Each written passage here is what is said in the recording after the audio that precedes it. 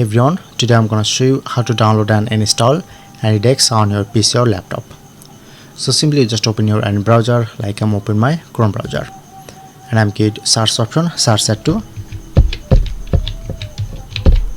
AnyDesk. Okay, press on the first link.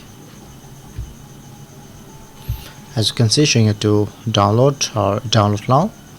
Press on.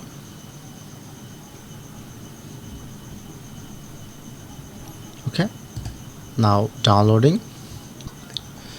Okay, now download is complete. Go back, open, go to download section, showing it to AnyDesk. Double press, press on, and yes.